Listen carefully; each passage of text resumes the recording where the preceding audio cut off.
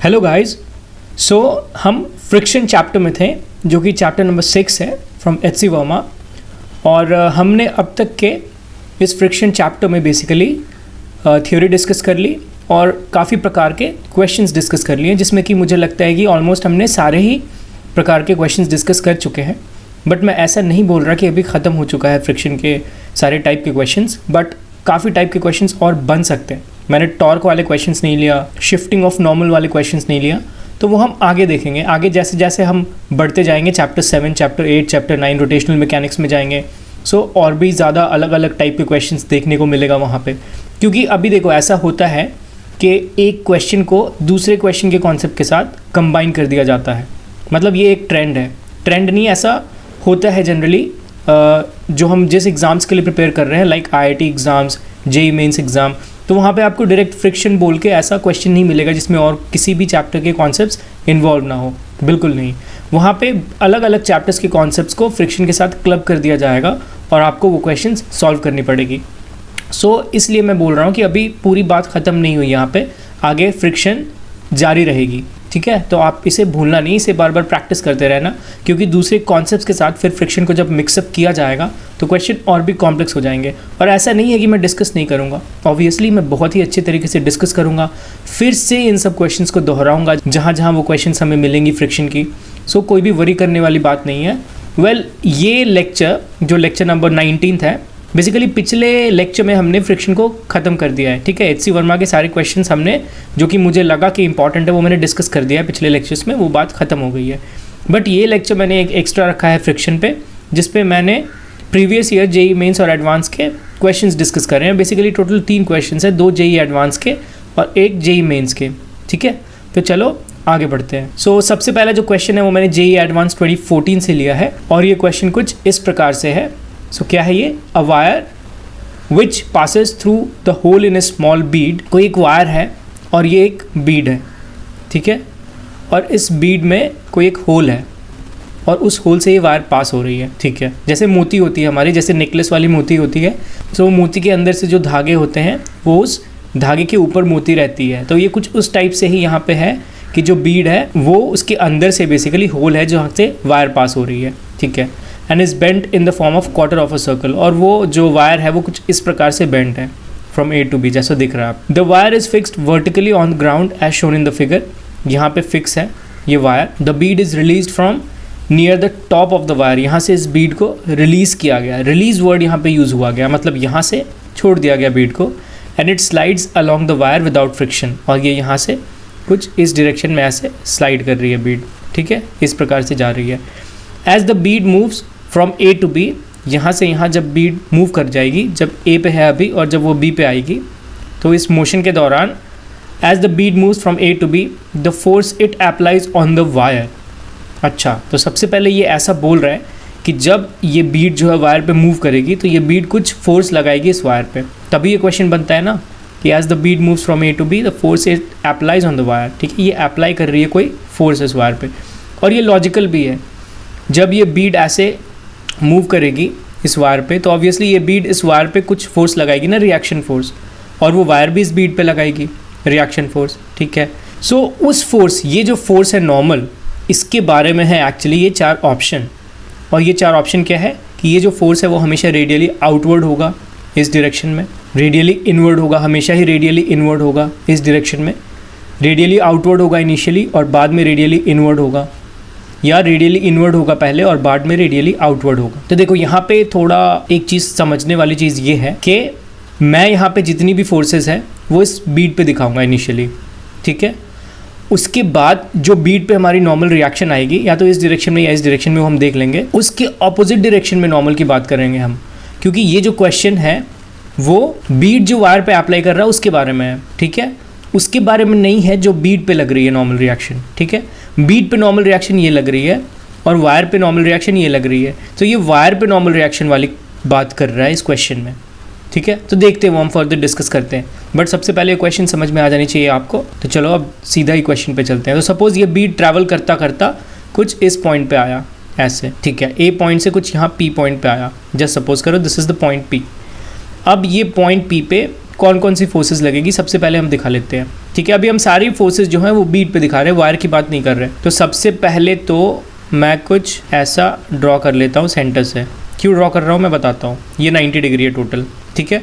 और ये मैं थीटा एंगल ले रहा हूँ कि ये जो बीड है वो ए से पी पॉइंट पे आया और जो ए से पी का एंगल है वो थीटा है, ये मैंने सपोज किया सबसे पहले। सो फोर्सेस क्या होगी इस बीड पे, ये mg होगा नीचे और ये थीटा है तो ये भी एंगल थीटा होगा और ये mg कॉस ऑफ थीटा और ये इस डायरेक्शन में mg साइन ऑफ थीटा। इसके अलावा नॉर्मल रिएक्शन इस बीट पे इस डायरेक्शन में होगी n। देखो ये नॉर्मल रिएक्शन बीट पे लग रही है, ठीक है। और ये क्वेश्चन में पूछा गया है जो वो बीड अप्लाई कर रहा है वायर पे तो इसके ऑपोजिट डायरेक्शन में होगा, तो उस हिसाब से आंसर भी चेंज होगा। ये बहुत ही इंपॉर्टेंट पॉइंट है, वरना आप ऑपोजिट आंसर टिक करके आ जाओगे, क्योंकि यहाँ पे जो फोर्सेस है वो आप बीट पे दिखा रहे हो। लास्ट में आप भूल जाओगे कि यार ये तो बीट पे मैंने दिखा कर आ गया, बट क्वेश्चन में पूछा हुआ था कि the force it applies on the wire, bead जो वायर पे फोर्स अप्लाई कर रहा है वो। तो ये आपको ध्यान देना होगा। यहाँ पे क्वेश्चन का लैंग्वेज थोड़ा ऑपोजिट है तो आपको आंसर भी ऑपोजिट ही सोचना पड़ेगा, ठीक है। सो ये नॉर्मल रिएक्शन है, ये mg साइन थीटा, ये mg कॉस थीटा और ये mg। और एक और फोर्स यहाँ पे लगी क्योंकि ये सर्कुलर मोशन में है, सो हमें यहाँ पे सेंट्रीपिटल एक्सेलरेशन भी दिखाना पड़ेगा, ठीक है। सो वो देखते हैं हम कैसे दिखाएंगे। तो जब मैं इक्वेशन लिखूँ यहाँ पे तो सेंट्रीपिटल एक्सेलरेशन बेसिकली इनवर्ड होती है, ठीक है। ये बीड पे इनवर्ड लग रही होगी सेंट्रीपिटल एक्सेलरेशन। तो उसके लिए चलो हम इक्वेशन लिखते हैं। अब जब इक्वेशन आप लिखोगे तो इक्वेशन कुछ इस टाइप से लिखना पड़ेगा आपको कि mg कॉस ऑफ थीटा, ठीक है, माइनस ऑफ ये नॉर्मल रिएक्शन जो है and that is equals to mv square upon r। This is the centripetal force, ठीक है। ये सेंट्रीपिटल फोर्स है। अभी ये r क्या है, r ये रेडियस लिया हूँ मैं, ये अगर ये पॉइंट o कंसिडर करो so AO is equals to OB is equals to r। और सिमिलरली ये PO भी r होगा क्योंकि क्वाड्रेंट है ना, ये सर्कल है। So this is also radius. So ये है mv स्क्वायर अपॉन r और इसकी जो बीड की मास है वो मैंने m कंसिडर की है, स्मॉल m। सो ये कुछ एक इक्वेशन आया हमारे पास निकल कर, ठीक है। अभी दूसरा इक्वेशन देखो, आपको क्या दिमाग लगाना पड़ेगा यहाँ पे, क्योंकि मैं आगे के चैप्टर्स अभी गया नहीं हूँ, वर्क पावर एनर्जी ये सब पे मैं गया नहीं हूँ, बट यहाँ पे मैं थोड़ा अटेम्प्ट करता हूँ, आपको थोड़ा बताता हूँ। क्योंकि मैंने बोला कि जेई एडवांस या जेई मेंस में कोई भी ऐसा सवाल नहीं आता जो सिर्फ फ्रिक्शन से हो। आ सकता है बट ऐसा कोई हार्ड एंड फास्ट रूल नहीं है, बट आपको हमेशा प्रिपेयर रहना पड़ेगा कि 2-3 कॉन्सेप्ट्स मिक्सअप करके आएंगे।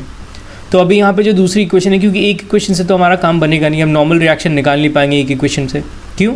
क्योंकि यहाँ पे थीटा भी वेरिएबल है, थीटा भी वेरिएबल है, नॉर्मल रिएक्शन भी वेरिएबल है, वेलोसिटी भी जस्ट मैं सपोज किया हूँ कि जब ये पॉइंट P पे आया तो इसकी वेलोसिटी जो है वो इस बीड की वो v हो गई, तभी यहाँ मैंने सेंट्रीपिटल एक्सेलरेशन लिखा है mv स्क्वायर अपॉन r। एक तो मैंने रेडियस सपोज किया और एक मैंने वेलोसिटी सपोज किया, ठीक है। The velocity at this point, at the point P, when this bead reaches from point A to point P, then at point P the velocity becomes small v. Initially the velocity was 0, क्योंकि ऐसा mention किया हुआ है कि this is released from rest, ठीक है। It is just release ऐसा mention किया हुआ है, और जब ऐसा मेंशन किया होगा just released then you have to know that वो वेलोसिटी 0 है, वहाँ से रिलीज़ की गई है, ठीक है।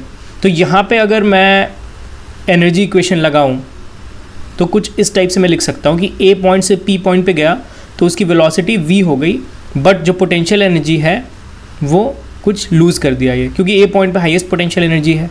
अगर मैं यहाँ से लेता हूँ, ये मैं मीन पोजीशन लेता हूँ जहाँ से मैं पोटेंशियल एनर्जी कंसिडर कर रहा हूँ, सो ए पॉइंट पे मैक्सिमम होगा क्योंकि वो हाइट मैक्सिमम है, देख रहे हो, O A is the maximum height.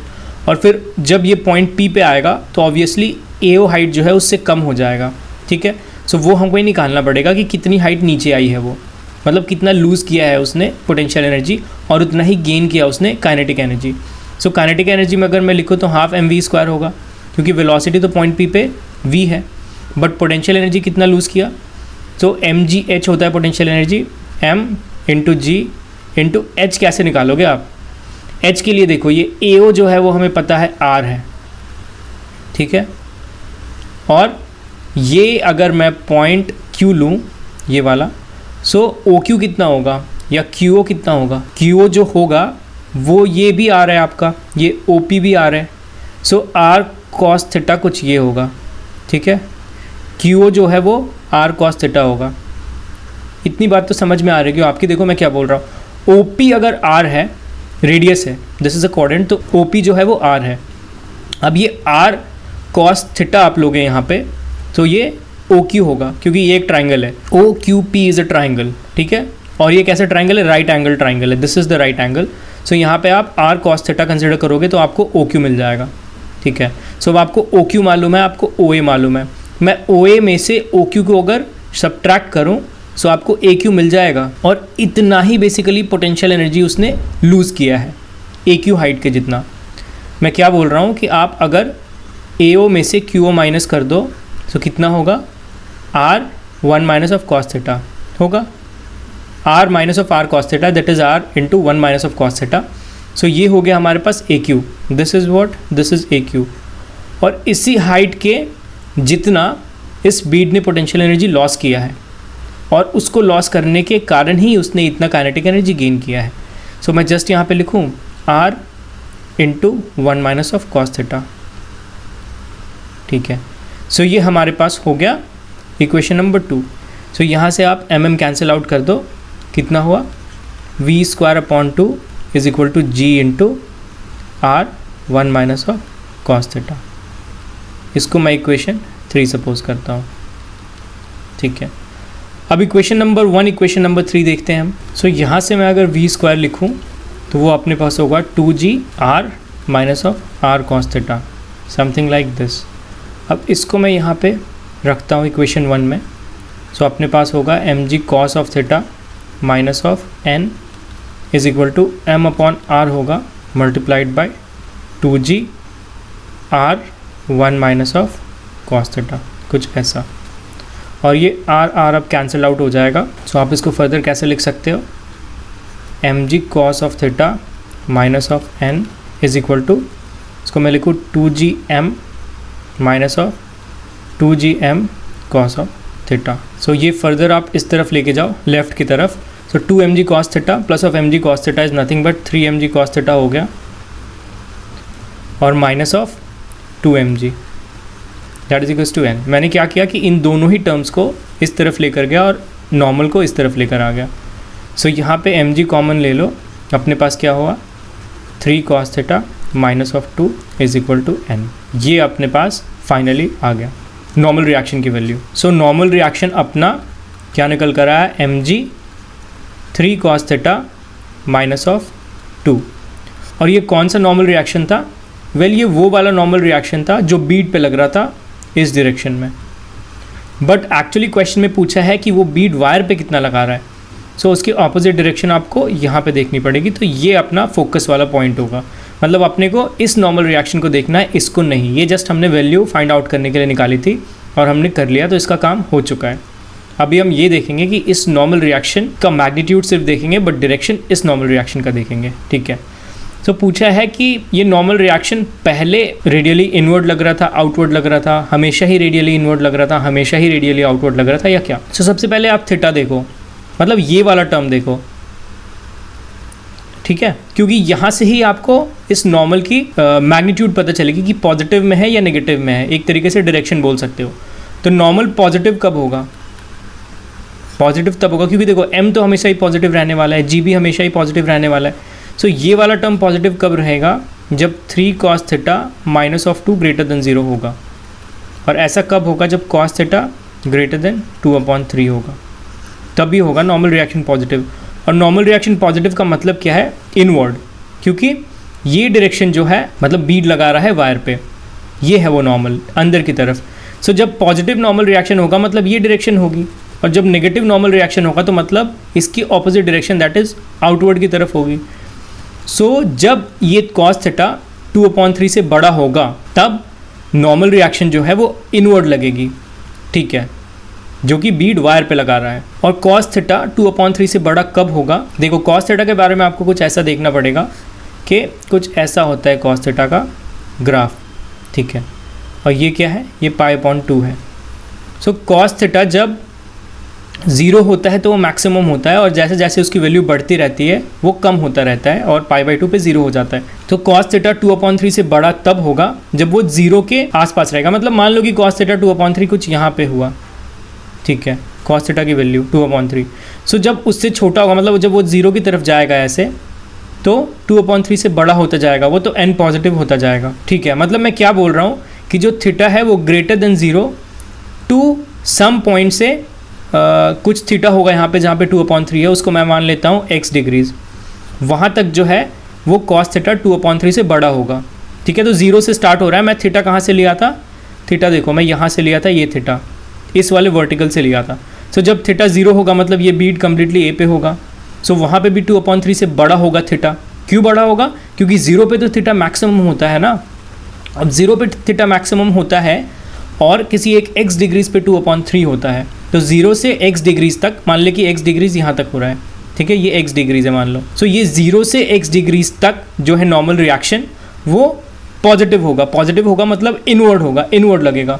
So initially जब बीड ए से मूव करना स्टार्ट करेगा, 0 डिग्री से आगे मूव करना स्टार्ट करेगा to up to some x degrees, वो नॉर्मल रिएक्शन इनवर्ड ही लगेगी। सो इनिशियली जो नॉर्मल रिएक्शन है वो इनवर्ड लगेगी, और बाद में जब cos थीटा 2/3 से छोटी हो जाएगी तब जो है डायरेक्शन चेंज हो जाएगा नॉर्मल रिएक्शन का, तब आउटवर्ड हो जाएगा, ठीक है। सो रेडियली आउटवर्ड बाद में होगा, बट इनिशियली रेडियली इनवर्ड होगा। So correct option is D. आपको होप करता हूँ कि मैं समझ में आ गई है बहुत ही अच्छे से, क्योंकि देखो आपको cos थीटा भी देखना पड़ेगा। cos थीटा की वैल्यू जो है वो 0 जब होगी थीटा की वैल्यू, तब cos थीटा मैक्सिमम होगा, और to up to some degrees से x मैंने लिया है, वहाँ तक ये 2/3 जाएगा, और उसके बाद जब मूव करेगा तो थीटा कम होने लगेगा। cos थीटा बेसिकली कम होने लगेगा अगर थीटा x डिग्री से ज़्यादा गया तो जितना आप 0 के करीब आओगे उतना 2/3 से ज़्यादा रहेगा cos थीटा, और जितना आप 0 से बाहर जाने लगोगे 2/3 से कम होने लगेगा, और एक पॉइंट आएगा जहाँ पे 2/3 के इक्वल होगा। सो उसके आगे जाओगे आप थीटा को लेकर तो 2/3 से कम होगा, और तब नॉर्मल रिएक्शन अपनी डायरेक्शन चेंज कर लेगा, आउटवर्ड हो जाएगा। सो इनिशियली इनवर्ड होगा और बाद में आउटवर्ड होगा। होप करता हूँ कि आपको ये क्वेश्चन काफ़ी अच्छे से समझ में आया, क्योंकि मैंने बहुत ही ज़्यादा टाइम स्पेंड किया इस पर। इतनी ज़्यादा देर का ये क्वेश्चन था नहीं, बट मैं सोचा कि चलो एक एक पॉइंट को बिल्कुल ही क्रिस्टल क्लियर किया जाए, और इसलिए मैंने इतनी डिटेल मैनर में एक cos थीटा की ग्राफ डिस्कस करा, फिर कैसे ये थीटा बेसिकली चेंज होगा जब ये बीड मूव करेगा इस वायर पे, और वायर पे जो फोर्स लगाएगा ये बीड उसकी डायरेक्शन किधर होगी। सो ये सब बहुत ही ध्यान से आपको देखना पड़ेगा, वरना गलती होने के चांसेस काफ़ी ज़्यादा है। तो चलो अब अगली क्वेश्चन की तरफ मूव करते हैं। अगर इस पर कोई भी डाउट हो तो आप मुझे कांटेक्ट कर सकते हो, लिंक सारे डिस्क्रिप्शन में गिवन है। तो चलो नेक्स्ट क्वेश्चन की ओर बढ़ते हैं। सो अगला क्वेश्चन कुछ इस प्रकार से है that a block is moving on an incline plane making an angle 45 degrees with the horizontal. कोई एक इंक्लाइन प्लेन ले लो ऐसा, और ये 45 डिग्रीज ऐसे बना रही है with the horizontal, and the coefficient of friction is mu. Mu अपना कोफिशिएंट ऑफ फ्रिक्शन है, मतलब कोई ब्लॉक उसके ऊपर ऐसे रखी हुई है से स्मॉल मास m की, और कोफिशिएंट ऑफ फ्रिक्शन म्यू है। The force required to just push it up the inclined plane is 3 times the force required to just prevent it from sliding down. This is a good question actually. देखो यहाँ पे 2 cases दी गई हैं और उन दोनों के बीच में कंपैरिजन किया हुआ है, तो मुझे 2 इंक्लाइन प्लेन बनाने दो। दूसरा इंक्लाइन प्लेन सेम 45 डिग्रीज और मास m है यहाँ पे, ठीक है। दोनों ही केस में म्यू है फ्रिक्शन कोफिशिएंट, इस पर कोई भी डाउट नहीं है। सो पहला केस सबसे पहले देखते हैं। The force required to just push it up. Okay, कुछ हमें फोर्स लगाना है जिससे कि ये स्मॉल मास m को हम जस्ट पुश अप कर रहे हैं। तो सपोज करो ये मैंने फोर्स यहाँ पे लगाया और ये मास m जस्ट अप पुश होने के कगार पे है। कगार पे है मतलब एक्चुअली में पुश नहीं हो रहा है, बट जस्ट हम ट्राई कर रहे हैं उसको ऊपर पुश करने का, मतलब टेंडेंसी ऊपर मूव करने की है। तो टेंडेंसी जब आपकी ऊपर मूव करने की इस ब्लॉक की, तो फ्रिक्शन किधर लगेगा, नीचे की तरफ लगेगा, क्योंकि फ्रिक्शन उसको प्रिवेंट करेगा ऊपर मूव करवाने से। और ये फ्रिक्शन कितना होगा, म्यू इंटू एन होगा, नॉर्मल रिएक्शन। अभी बाकी के फोर्सेस लगाने बाकी हैं, वो तो काफ़ी इजी है। जैसे mg आप यहाँ पे लगा दो, फिर इस डायरेक्शन में mg साइन थीटा होगा, साइन ऑफ 45 इस केस में, और इस डायरेक्शन में mg कॉस ऑफ 45 होगा, और ये बेसिकली नॉर्मल होगा। अब यहाँ पे जो फ्रिक्शन है वो कम्प्लीटली मैंने म्यू इंटू एन क्यों लिखा, क्योंकि स्लाइडिंग फ्रिक्शन होगा ना, यहाँ पे लिमिटिंग फ्रिक्शन होगा। क्यों, क्योंकि हमें जस्ट मूव करवा ही देना है इस ब्लॉक को, एक्चुअल में मूवमेंट नहीं होगा, बट आप लिमिटिंग केस में डील कर रहे हो यहाँ पे, ठीक है। कितनी फोर्स चाहिए इसको ताकि वो जस्ट स्लाइड अप करे, पुश अप करना है हमें, ठीक है। सो ये वाली फोर्स यहाँ से अगर आप निकालोगे तो कितना होगा, वेल देख फोर्स ऊपर की डायरेक्शन में लग रहा है, और ये फ्रिक्शन और ये mg साइन 45 दोनों ही नीचे की डायरेक्शन में। So mu N plus of mg sine of 45, ठीक है। अभी जो नॉर्मल रिएक्शन है वो कितना है, mg कॉस ऑफ 45, इसमें तो कोई भी चेंज नहीं होने वाला है।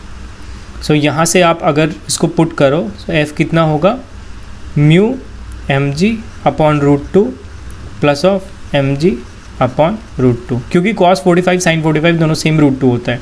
सो ये पहले केस से अपने पास आई फोर्स F की value, this is the first case. ये सेकंड केस क्या बोल रहा है, the force required to just prevent it from sliding down. Second case में ये डाउन स्लाइड कर रही है, मतलब करने वाली है, जस्ट कगार पे है, या फिर समझो कि सेकंड केस में नीचे स्लाइड डाउन कर रही है और एक आप फोर्स एक्स्ट्रा यहाँ पे रख दिए कि वो स्लाइड डाउन करने से जस्ट प्रिवेंट किया, उसको जस्ट प्रिवेंट किया, ठीक है, मतलब उसको रोक दिया वहाँ पे, लेकिन अभी भी इसकी टेंडेंसी नीचे ही जाने की है। तो जब इसकी टेंडेंसी नीचे जाने की है तो फ्रिक्शन किधर लगेगी, ऊपर लगेगी, ये म्यू इनटू एन, ठीक है। और फोर्स हमने अभी भी किधर ही लगाया है, ऊपर, क्योंकि नीचे जा रही थी और हमने रोका है इसको नीचे जाने से, ठीक है, जस्ट रोका है हमने इसको नीचे जाने से, इस ब्लॉक को, बट अभी भी इसकी टेंडेंसी नीचे ही मूव करने की है, तभी मैंने फ्रिक्शन म्यू इनटू एन ऊपर की तरफ लगाया। और फोर्सेस क्या होंगी, यहाँ पे अगेन एम जी, फिर इधर एम जी साइन ऑफ 45 और अगेन इस तरफ एम जी कॉस ऑफ 45, ठीक है, और ये नॉर्मल, मतलब सारी चीज़ें फिर से सेम। तो फिर आप अगर इसमें लिखोगे फोर्स, तो अब म्यू एन की डायरेक्शन ऑपोजिट हो गई, यहाँ पे नीचे थी, यहाँ पे ऊपर चली गई है। So F is equal to क्या होगा, M G sine 45 minus of mu N हो जाएगा इस केस में, ठीक है। अभी जो है वो म्यू एन ऊपर की साइड लग रही है, इसलिए माइनस ऑफ म्यू एन हो जाएगा। सो यहाँ से अगर आप एन सेम होगा एम जी कॉस 45, तो यहाँ पे आप M G upon root two minus of mu M G upon root two, ठीक है, ये होगा। सो ये एफ़ नहीं बल्कि आप एफ डैश कंसिडर करो, क्योंकि एफ हमने यहाँ पे कंसिडर कर चुका है। तो ये भी एफ डैश, ये भी F dash. So F dash कितना हुआ, M G upon root two minus of mu M G upon root two. ये कुछ अपना इक्वेशन 2 इसको सपोज करो, ठीक है। सो इक्वेशन 1 इक्वेशन 2, इन दोनों के बीच में कुछ रिलेशन भी गिवन है क्वेश्चन में। That is the force required to just push it up the incline plane is 3 times, मतलब ये 3 गुना ज़्यादा है। देख रहे हो यहाँ पे आप प्लस है, यहाँ पे माइनस है, तो ऑब्वियसली ये बड़ा है। सो ये 3 गुना ज़्यादा है एफ डैश से, मतलब एफ जो है वो 3 टाइम्स एफ डैश है। ये गिवन है क्वेश्चन में। और क्या गिवन है क्वेश्चन में, if we define n is equals to 10 mu then n is, actually यही क्वेश्चन है कि अगर आप n को 10 म्यू लेते हो, सो आपको म्यू की वैल्यू निकालनी है, उसको 10 से मल्टीप्लाई करनी है, तो आपको n पता चल जाएगा कितना होगा और वही आपका आंसर होगा, ठीक है। सो ये दूसरी चीज़ है, n जो है वो 10 म्यू है, आपको n निकालना है। सो n कब निकल पाओगे आप, जब म्यू आप निकाल पाओगे तब, ठीक है। और f की वैल्यू हमें पता है, क्या है f की वैल्यू, f की वैल्यू है mu M G upon root two plus of M G upon root two, and this is equal to what, ये जो है ये 3 times of mu M G upon root two है, this is in minus plus of M G upon root two है, ये है हमारे पास, ठीक है। सो यहाँ से आप जब इसको सॉल्व करोगे, तो mu M G upon root two plus of M G upon root two कुछ ऐसा होगा, that is equals to minus of 3 mu M G upon root two plus of 3 M G upon root two. So M G upon root two वाले term को मैं इस तरफ लेके जाता हूँ और इसको इस तरफ लेके जाता हूँ, तो यहाँ पे क्या होगा, 4 mu M G upon root two that is equals to 2 M G upon root two, ठीक है। Root two cancelled out, M G cancelled out, this 2 times 2 is 4। So mu कितना आ गया, म्यू आ गया 1/2, ठीक है। अब ये म्यू 1/2 को आप यहाँ रख दोगे, तो n is equals to 10 multiplied by 1/2, और ये कितना हुआ 5 न्यूटन। सो जो नॉर्मल रिएक्शन है वो 5 न्यूटन आ गया और वही आपका आंसर हो गया। सो ये काफ़ी इजी क्वेश्चन था, जस्ट आपको कोरिलेशंस पे ध्यान देनी है कि एक बारी में जब हमें फोर्स लगाना है, इसको पुश इट अप मूव करवाने के लिए, मतलब just push it up, tendency ऊपर मूवमेंट की, और एक बार जस्ट आप फोर्स लगाओगे कि उसको डाउन नहीं मूव करने देना है, मतलब टेंडेंसी डाउन मूव करने की ही है, बट आप उसको रोक दिए, ठीक है, जस्ट रोक दिए। सो इन दोनों फोर्सेस के बीच में आपको रिलेशंस गिवन है 3 टाइम्स की, और उसको जस्ट यूज़ करके आपको म्यू की वैल्यू निकालनी है, और उसको जब 10 से मल्टीप्लाई करोगे तो नॉर्मल रिएक्शन आपका आ जाएगा। तो कितनी खूबसूरत सी क्वेश्चन थी ये, जो IIT में पूछा गया था 2011 में। मैं IIT क्यों लिखाऊँ, क्योंकि उस समय एडवांस मेंस का कॉन्सेप्ट नहीं था, ठीक है, इसलिए दिस इज़ जस्ट IIT 2011। सो 2011 में आई थी ये क्वेश्चन, बहुत ही अच्छी क्वेश्चन थी। इसमें भी गलती होने के चांसेस हैं, क्योंकि देखो काफ़ी लेंदी है ये, मतलब काफ़ी तो नहीं बोलूँगा मैं, बट थोड़ा लेंदी है ये। तो बीच में कुछ भी चीज़ अगर मिस हुआ तो गलती होने की चांसेस है, और ये एक इंटीजर टाइप ऑफ क्वेश्चन थी, ठीक है। तो चलो अब थर्ड क्वेश्चन की ओर बढ़ते हैं। The third question is actually from JEE Mains 2014, and it is like a block of mass m is placed on a surface with a vertical cross section given by y is equal to x cube upon 6. Okay, there is a surface having a vertical cross section which is given by y is equals to x cube upon 6. What is the meaning of this basically? Well, after that, if the coefficient of friction is 0.5, the maximum height above the ground at which the block can be placed without slipping is. So ये question थोड़ा अलग type का है, जिसमें कुछ equation दी गई है. This is y is equals to x cube upon 6 और ये वर्टिकल क्रॉस सेक्शन है बेसिकली. सो अगर मैं ग्राफ बनाऊँ ऐसे एक्स क्यूब अपॉन 6 का, तो वो कुछ इस टाइप से होगा. ठीक है, क्योंकि देखो एक्स क्यूब का ग्राफ ऐसा होता है, कुछ इस प्रकार से होता है. अब उसमें आप डिवाइड बाई 6 करोगे, सो उस हिसाब से फैक्टर्स में डिवाइड बाई 6 हो जाएगा हर एक वैल्यूज़ के लिए. ठीक है, सो जो वर्टिकल क्रॉस सेक्शन है वो हमारा इस प्रकार का है, एक्स क्यूब अपॉन 6 जो सरफेस का है वर्टिकल क्रॉस सेक्शन. सो कुछ इस प्रकार का होगा अपना क्रॉस सेक्शन, और इनटू द स्क्रीन वो उस तरफ ऐसे ऐसे सेम रिपीट हो जाएगा. ठीक है, तो ये कुछ इस तरीके की सरफेस के बारे में बात कर रहा है ये क्वेश्चन. ठीक है, इस टाइप से क्वेश्चन बोल रहा है कि म्यू जो है वो 0.5 है, that is coefficient of friction है 0.5 है. So maximum height above the ground, अगर मैं यहाँ पे ग्राउंड कंसिडर करूँ इस चीज़ को, ये अपना ग्राउंड है. So at which the block can be placed without slipping. तो सपोज करो मैंने ब्लॉक यहाँ पे रख दिया इस पॉइंट पे. ठीक है, ये जस्ट छोटी सी ब्लॉक है जो कि एक पॉइंट पे है, क्योंकि अगर आप पॉइंट से थोड़ा भी एक्सटेंशन करोगे तो स्लोप चेंज होने लगेगा इस एक्स क्यूब अपॉन 3 वाले सरफेस का. ठीक है, सो ये कोई एक पॉइंट सपोज करो है जहाँ पे हमने इस ब्लॉक को रखा है, और वो समझ रहे हैं हम वहाँ पे कि वो ब्लॉक स्लिप नहीं करेगी और वो मैक्सिमम हाइट है. उसके ऊपर जैसे ही ब्लॉक जाएगी वो स्लिप कर जाएगी वो ब्लॉक. ठीक है, सो ये अपना मैक्सिमम हाइट हमने सपोज किया. सो ये पॉइंट पे अगर आप ऐसे स्लोप बनाओगे कुछ इस टाइप से होगी वो. ठीक है, ये सपोज करो मैंने थीटा मान लिया, ये जस्ट इस पॉइंट का थीटा है. सो ये अपना y होगा, ये अपना x होगा. सो tan थीटा जो होगा वो कितना होगा, y अपॉन x होगा. ठीक है, और यहाँ से आप अगर इससे tan थीटा निकालोगे, सो dy बाई dx आपको निकालना पड़ेगा, और वो dy बाई dx कितना होगा, 3x square upon 6 that is equals to x square upon 2. So ये अपना dy बाई dx होगा, और ये dy बाई dx जो है वो tan थीटा ही है, ये हमें पता है. That is dy by dx is basically tan theta, that is the slope. ठीक है, वो हमें पता है फ्रॉम द कैलकुलस इटसेल्फ. तो ये हमने कुछ x स्क्वायर अपॉन 2 निकाला, x के हिसाब से ये थीटा वेरी करेगी. तो ये एक पर्टिकुलर पॉइंट पे कुछ x होगा, उसको मान लो मैंने p मान लिया. सो p स्क्वायर अपॉन 2 जो होगा वो tan थीटा होगा अपना. ठीक है, जो इस पॉइंट का स्लोप है. हमें वो मैक्सिमम हाइट निकालना है, हमें वो मैक्सिमम y निकालना है जहाँ पे ये ब्लॉक स्लिप नहीं करेगी. सो उसके लिए आपको क्या, वापस से अगर इस ब्लॉक का मास मैंने m लिया, तो फोर्सेस जो होंगी वो कुछ नीचे mg, वापस से इधर mg साइन थीटा, और ये इधर mg कॉस थीटा. सो देखो इसको मैंने mg साइन थीटा क्यों लिखा, क्योंकि यहाँ पे देखो स्लोप मैंने माना ये थीटा है. ठीक है, ये थीटा, ये 90 है, ये 90 माइनस ऑफ थीटा है. सो ये जब यहाँ से परपेंडिकुलर आप बनाओगे तो ये आपका थीटा हो जाएगा.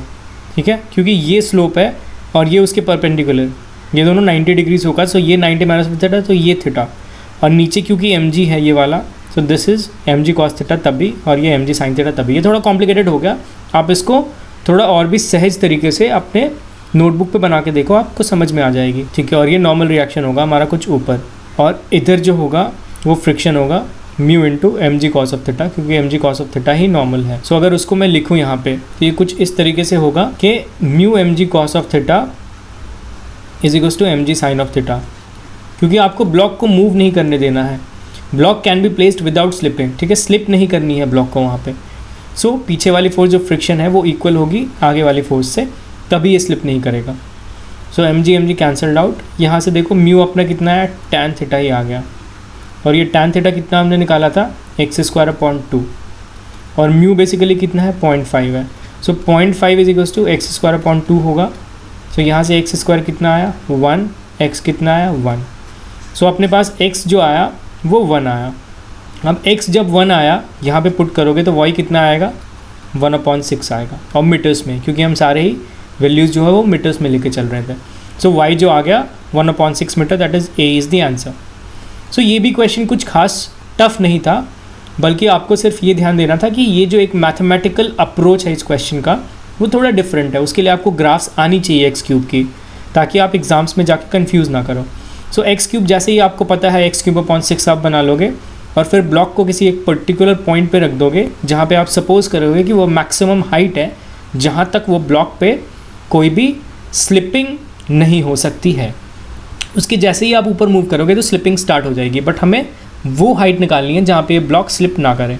सो वहाँ पे आप उस ब्लॉक को रखो, स्लोप निकालो, स्लोप निकालने के बाद फोर्सेस दिखाओ, फोर्सेस दिखाने के बाद जो भी उस प्लेन के पैरेलल डायरेक्शन में फोर्सेस है उसको इक्वेट करो, नीचे और ऊपर वाली फोर्स, क्योंकि जब फोर्सेस जीरो होंगी इस पे उस डायरेक्शन में, इंक्लाइन प्लेन के पैरेलल डायरेक्शन में जब फोर्सेस इक्वल होंगी, नेट फोर्स जीरो होंगी, तभी ये ब्लॉक जो है वो स्लिप नहीं करेगी। और उसके बाद आपको कुछ म्यू जो है वो tan थीटा मिल जाएगा, और ये tan थीटा आपने पहले ही स्लोप निकाल कर रखा हुआ है dy by D x, that is x square upon 2। सो आप जस्ट इस म्यू को जो कि tan थीटा के इक्वल है एक्स स्क्वायर अपॉन 2 के साथ इक्वेट करोगे तो वहाँ से x मिल जाएगा आपको। x मिल गया, आपके पास इक्वेशन है y equals to x cube upon 6, just x वहाँ पे रख दो, y मिल जाएगा 1/6 metre, that is the answer. So ये था ये 3 बेहतरीन क्वेश्चन जो कि मैंने सेलेक्ट किया था ये सोच कर कि ये 3 काफ़ी अच्छी क्वेश्चंस हैं जो कि डिस्कस करनी चाहिए मुझे। ऐसा नहीं है कि बाकी क्वेश्चंस अच्छे नहीं हैं, बट बाकी क्वेश्चंस भी अच्छे हैं, वो आप खुद ट्राई करो। कोई भी डिफ़िकल्टी हो, कोई भी प्रॉब्लम हो, कुछ भी दिक्कत हो क्वेश्चन को सॉल्व करने में, तो आप मुझे कांटेक्ट कर सकते हो, सारे लिंक्स डिस्क्रिप्शन में दी गई है। अब इस वीडियो के बाद जो नेक्स्ट वीडियो होगी वो हम सर्कुलर मोशन की तरफ बढ़ेंगे, जो कि चैप्टर नंबर 7 है एच.सी. वर्मा बुक से, बट मैं एनसीईआरटी और सारे अच्छे बुक्स के कॉन्सेप्ट्स कवर करूँगा उस लेक्चर में। सो तब तक के लिए थैंक यू गाइज।